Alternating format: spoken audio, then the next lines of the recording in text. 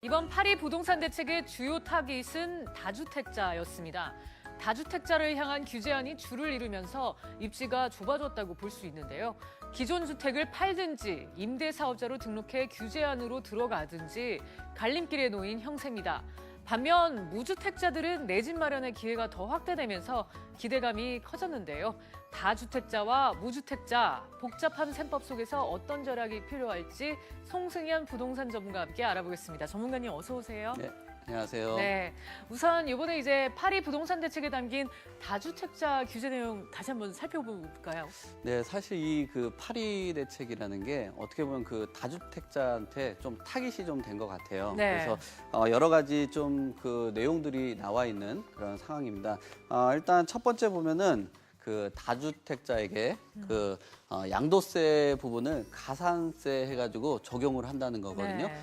기본적으로 우리가 기존에 있었던 기본 세율, 우리 기본 세율에다가 10% 정도를 더 가산을 하기 때문에 상당히 무겁습니다. 네. 거기에다가 3주택 이상 되시는 분들 같은 경우는 20% 정도를 적용을 하기 때문에 네. 최대 한 60%, 그 개정안에 따르면 한 62% 정도까지 예상을 하기 때문에 상당히 그 무거운 그런 부분이라고 보실 수가 있고요. 또 그 장기 보유 특별 공제, 한동안은 그 많은 공제를 받았거든요. 이런 부분 때문에 다주택자들이 많이 양성됐던 그런 부분이에요. 예. 근데 이런 부분도 전체적으로 배제를 한다라고 네. 보시면 되고요.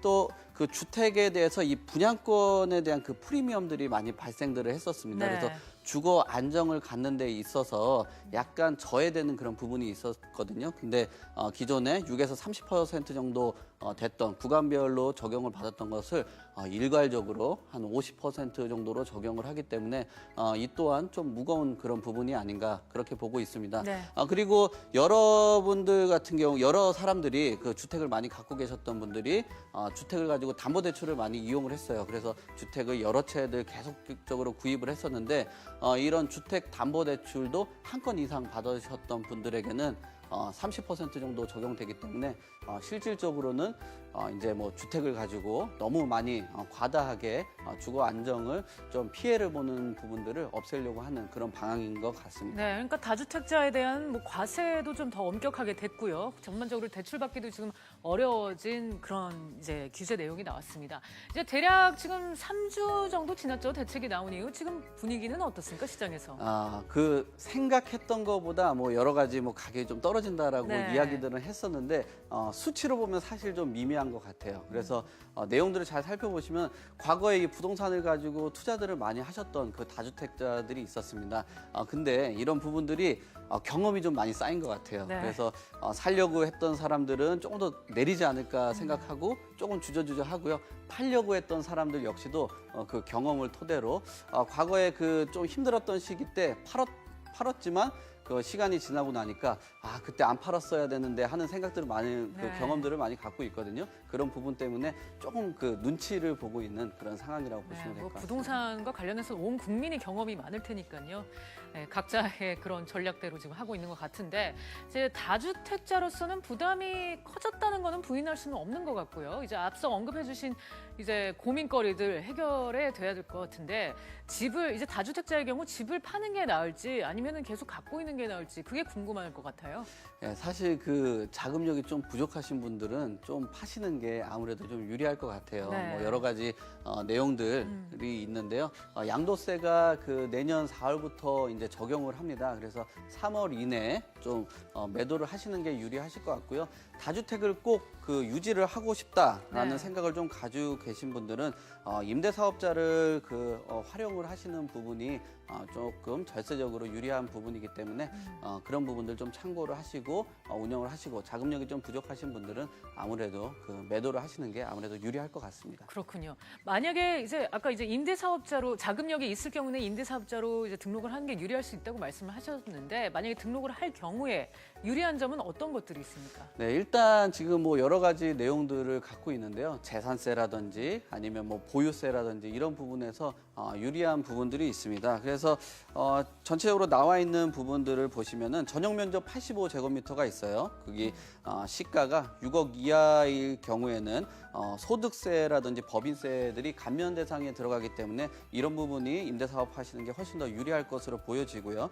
전용 면적 60제곱미터 이하 최초 분양 같은 경우 취득세 부분이 감면이 됩니다. 뭐 재산 취득세 부분이 200만 원 미만 같은 경우 한 100% 정도, 또 초과되는 부분에 대해서는 한 85% 정도 되기 때문에 상당히 절세하는데 유리할 것 같고요.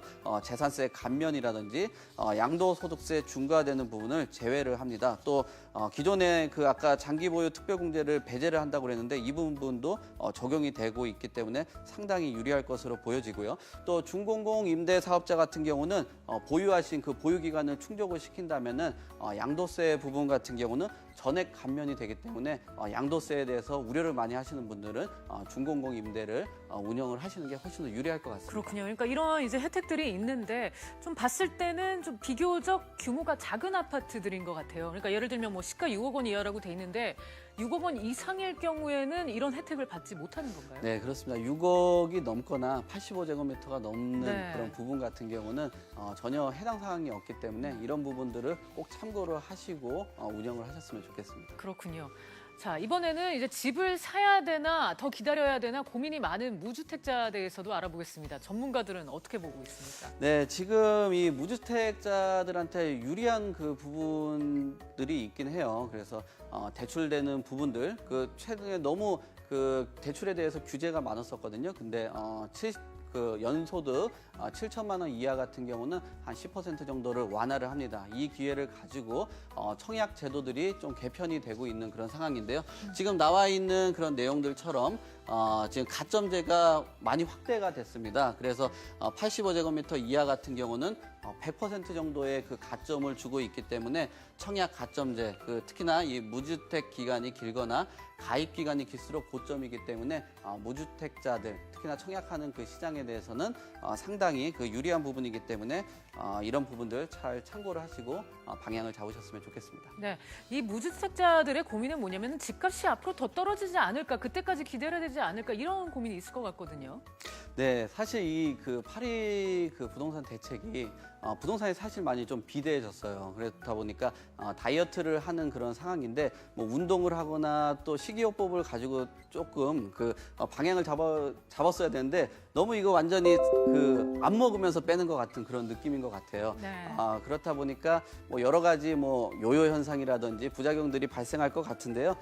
이런 기회가 조금 있을 때 전월세가 뭐 상당히 좀 안 살려고 하시다 보니까 오를 것 같습니다. 이런 기회를 잘 참고하시고 방송에 나왔던 내용들 잘 참고하시고 적극적으로 뭐 집 구매를 하셔도 괜찮을 것 같다라고 말씀을 드리겠습니다. 네, 오늘은 파리 부동산 대책 이후에 다주택자와 무주택자에게 필요한 전략들 알아봤습니다. 송수연 전문가와 함께했습니다. 감사합니다. 감사합니다.